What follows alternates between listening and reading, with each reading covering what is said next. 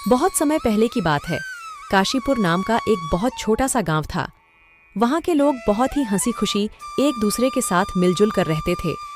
इस गांव में हरिया नाम का एक व्यक्ति रहता था। उसके परिवार में उसकी पत्नी और 2 बच्चे थे। हरिया के पास 2 गायें थीं, जिनका दूध बेचकर वह अपने जीवन निर्वाह करता था। इस गांव की सबसे बड़ी समस्या थी पानी की, क्योंकि पूरे गांव में केवल एक ही तालाब था।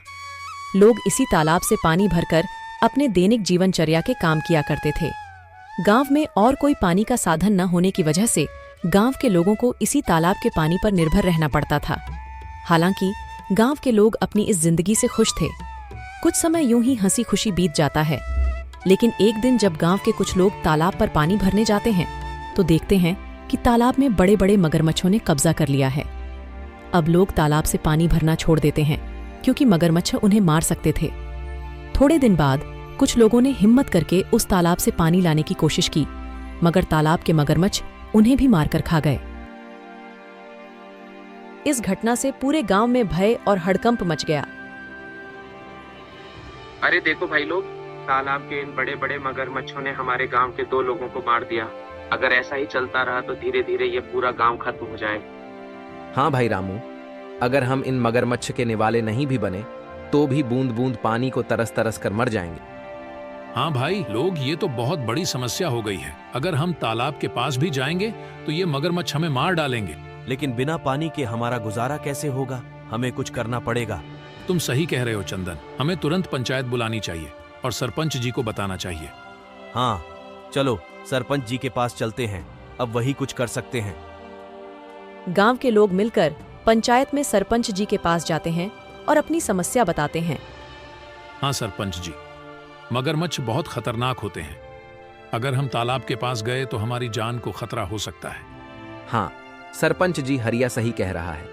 हमने देखा कि कुछ लोग पानी भरने गए थे और मगरमच्छों ने उन पर हमला कर दिया। हाँ भाइयों, यह समस्या सच में गंभीर है, लेकिन हमें इसका कोई समाधान निकालना होगा।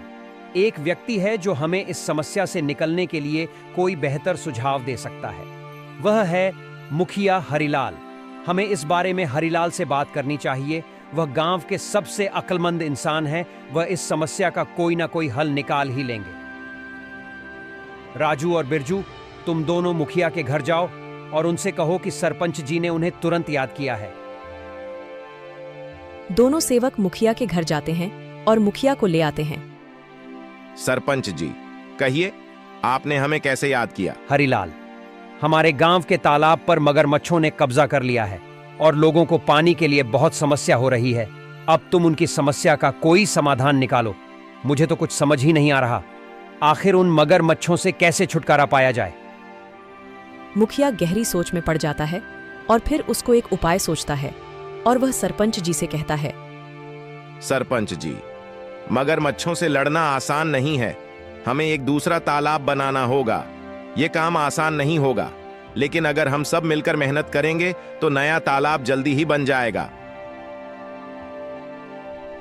मुखिया जी, आप बिल्कुल सही कह रहे हैं। हम सब मिलकर मेहनत करेंगे और नया तालाब बनाएंगे। हाँ, हमें मिलकर काम करना होगा। इस समस्या का यही समाधान है। चलो फिर कल से ही हम नया तालाब खोदने का काम शुरू करते हैं। सभी गांव वाले मिलकर काम करेंगे और पानी की समस्या से जल्द ही निजात पाएंगे। गांव वाले मुखिया जी के सुझाव से सहमत होते हैं और अगले दिन से ही तालाब खोदने का काम शुरू कर देते हैं। कुछ ही दिनों की मेहनत और मशक्कत के बाद आखिरकार गांव के लोगों ने मिलकर एक बहुत ही गहरा तालाब खोद लिया। बस फिर क्या था, वर्षा ऋतु का मौसम भी आ गया और गांव में जोरदार बारिश शुरू हो गई। बारिश से वह तालाब लबालब पानी से भर गया, जिसे देख गांव के लोग बहुत खुश हुए।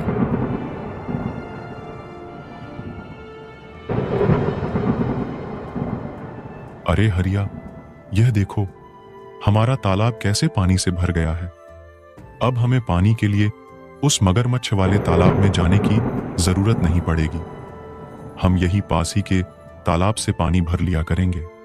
हाँ काका, आज मैं बहुत खुश हूँ। आखिरकार हमारे गांव को इस पानी की समस्या से निजात मिल ही गया।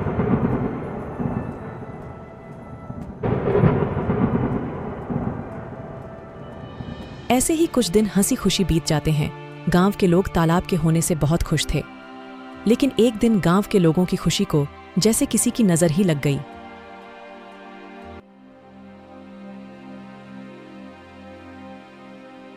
सुनिए जरा, ये तालाब से मटकी भरकर ले आना। घर में पानी खत्म हो गया है। और हाँ, थोड़ा जल्दी आना। वहाँ गांव वाले लोगों से बातें करने मत बैठ जाना जब तक मैं आपके लिए गाय का दूध निकाल देती हूँ। ठीक है राधा, लाओ 2 मटकी मुझे, मैं अभी पानी भर लाता हूँ।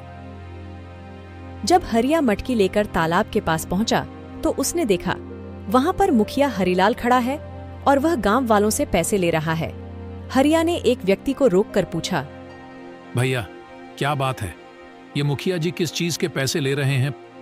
अरे भाई हरिया, क्या बताऊं अब तुम्हें। अब यह मुखिया जी हमसे इस पानी के पैसे ले रहे हैं। इनका कहना है कि जिसे भी इस तालाब से पानी भरना है उसको पैसे देने होंगे, और जो पैसे नहीं देगा उसे तालाब से पानी नहीं भरने दिया जाएगा। भगवान जाने अब इस गांव में क्या कहर आने वाला है। हरिया पानी भरने के लिए तालाब के पास खड़ा हो जाता है। जैसे ही वह तालाब से पानी भरने जाता है, मुखिया उसे रोकते हुए कहता है, हरिया, तुम क्या कर रहे हो? तुम्हें पता नहीं है कि यहाँ से पानी भरने के लिए पैसे देने होंगे? लेकिन यह तो गांव का तालाब है, यहाँ पानी भरने के लिए पैसे क्यों देने पड़ेंगे? यह नियम अब बदल गया है। यहाँ से पानी भरने के लिए हर किसी को पैसे देने होंगे। ये तो सरासर अन्याय है। ये तालाब सबके लिए है, हमने मिलकर इसे खुदा है। तुम पैसे कैसे मांग सकते हो? मुझे कानून मत सिखाओ, यह मेरा आदेश है, और जो इसे नहीं मानेगा उसे तालाब से पानी नहीं मिलेगा। ये बिल्कुल गलत है। मैं इस बात को जमींदार साहब के पास ले जाऊंगा। तुम्हें इसका जवाब देना होगा। जाओ जाओ, जमींदार साहब के पास जाओ। लेकिन तुमने इस बारे में जमींदार के सामने अपना मुंह भी खोला तो तुम्हें और तुम्हारे परिवार को इसके गंभीर परिणाम भुगतने पड़ सकते हैं। मेरी शिकायत करने से पहले एक बार अपने परिवार के बारे में भी सोच लेना। हरिलाल से पंगा लेना तुम्हारे परिवार पर भारी पड़ सकता है। ठीक है, मैं पैसे दे दूंगा, लेकिन याद रखना यह अन्याय ज्यादा दिनों तक नहीं चलेगा। हरिया मजबूरी में पैसे देकर पानी भरता है और वहां से चला जाता है। राधा, जो हम सब गांव वालों ने मिलकर तालाब खोदा था, मुखिया जी ने अब उस पानी भरने पर रोक लगा दी है। मुखिया ने कहा है कि अगर पानी चाहिए तो तुम्हें इस पानी की कीमत चुकानी होगी। ये मुखिया अपने आप को समझता क्या है? देख लेना, एक दिन इसके पापों का अंत जरूर होगा।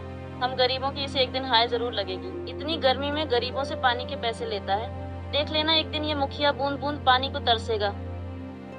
नहीं राधा, ऐसा मत कहो। कोई हमारे साथ बुरा करता है, इसका मतलब ये तो नहीं कि हम भी उसके साथ बुरा ही करें। ऊपर वाला सब देख रहा है, सबको सबकी कर्मों की सजा जरूर मिलती है। मुखिया को भी उसकी किए की सजा एक न एक दिन जरूर मिलेगी। एक दिन गांव में एक नया व्यक्ति आता है और तालाब के पास पानी पीने की कोशिश करता है।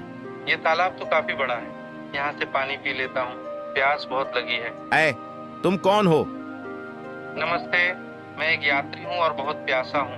बस थोड़ा पानी पीने के लिए रुका हूँ। यहाँ पानी पीने के लिए रुक गए? यहाँ पानी पीने के लिए पैसे देने होंगे। पैसे? लेकिन पानी पर तो सभी का हक है। ये तो सरकारी तालाब है, पानी के लिए पैसे क्यों देने पड़ेंगे? ये सरकारी तालाब नहीं, ये हमारा तालाब है। यहाँ पानी पीना है तो पैसे देने होंगे, नहीं तो चलते बनो। मुझे कानून मत सिखाओ, ये मेरा इलाका है और यहाँ मेरे नियम चलते हैं। अगर तुम्हें पानी पीना है तो पैसे दो, वरना चलते बनो।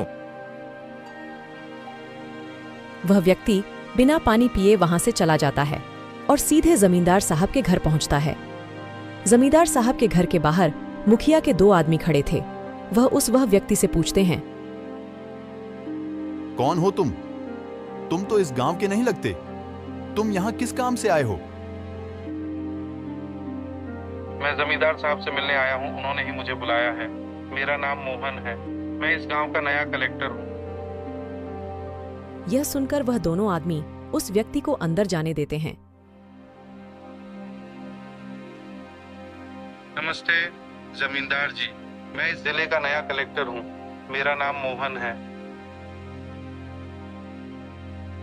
नमस्ते कलेक्टर साहब, आइए बैठिए। मुझे बताइए आप यहाँ कैसे आए? जमींदार साहब, मैं यहाँ एक गंभीर समस्या के बारे में बात करने आया हूँ। मैं गांव के तालाब पर गया था और प्यास लगने पर पानी पीने की कोशिश की, लेकिन मुझे पानी पीने से मना कर दिया गया और पानी पीने के लिए पैसे मांगे गए। क्या ऐसा किसने किया? वहाँ मौजूद एक व्यक्ति ने मुझे साफ मना कर दिया और कहा कि बिना पैसे दिए पानी नहीं मिल सकता। तालाब का पानी तो सबके लिए मुफ्त है, यह बहुत गलत है। मुझे माफ कीजिए कलेक्टर साहब, मैं तुरंत इस मामले की जांच करूंगा। जमींदार साहब गुस्से में बाहर खड़े मुखिया के दोनों आदमी को अंदर बुलाते हैं। हमारे गांव में यह क्या चल रहा है? तुमने मुझे इसकी खबर क्यों नहीं दी? मैंने तुम दोनों को किस लिए काम के लिए रखा है?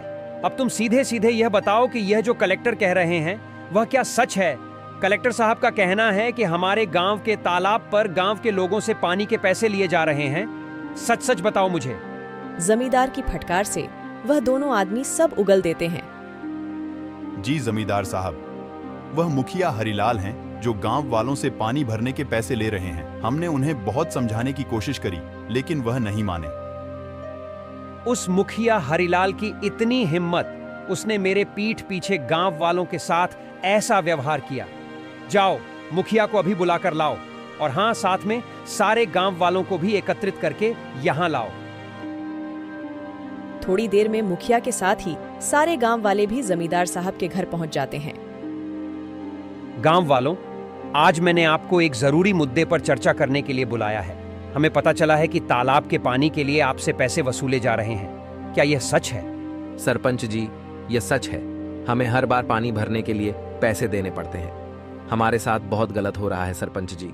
हम पहले से ही मुश्किल में हैं और यह नया नियम हमारे लिए बहुत भारी पड़ रहा है। मुखिया, तुम्हें क्या कहना है? क्या यह सच है कि तुमने पानी के लिए पैसे वसूले हैं? तभी मुखिया का ध्यान उस व्यक्ति के पास जाता है जिसे मुखिया ने पानी पीने से मना कर दिया था। अरे ये व्यक्ति यहाँ क्या कर रहा है? अच्छा, तो इसीलिए लगाई है। मेरी शिकायत देख लूंगा इसको तो मैं। बोलो हरिलाल, ये सब क्या चल रहा है? सच का तो मुझे पता चल ही गया है, लेकिन एक बार यह मैं तुम्हारे मुंह से सुनना चाहता हूं। जमींदार साहब, मैंने ये सोचा था कि इससे गांव के विकास के लिए पैसे जमा होंगे, लेकिन अगर ये गलत है तो मुझे माफ कर दीजिए। माफी का समय अब नहीं है। तुमने गांव वालों और हमारे कलेक्टर साहब के साथ गलत किया है। मुखिया, मैं तुम्हें इस पद से तुरंत हटा रहा हूं। तुमने अपने पद का दुरुपयोग किया है। अब गांव वालों को तुमसे कोई परेशानी नहीं होगी। मुझे माफ कर दीजिए जमींदार साहब। माफी मांगने से कुछ नहीं होगा। अब से तुम इस पद पर नहीं रहोगे और गांव के किसी भी फैसले में तुम्हारा कोई अधिकार नहीं होगा। जमींदार साहब, हमें तो लगता था कि यह तालाब सभी के लिए है, लेकिन मुखिया जी ने इसे अपनी संपत्ति ही बना लिया है। गांव वालों, मुझे खेद है कि आपको ऐसी कठिनाइयों का सामना करना पड़ा। मैं आपको आश्वासन देता हूं कि आगे से ऐसा कोई अन्याय नहीं होगा। तालाब का पानी अब सभी के लिए मुफ्त होगा। धन्यवाद जमींदार साहब, आपने हमें न्याय दिलाया। गांव वाले यह जानकर खुशी खुशी अपने काम में वापस लौट जाते हैं कि अब उन्हें तालाब के पानी के लिए कोई भुगतान नहीं करना पड़ेगा और उनके साथ कोई अन्याय नहीं होगा।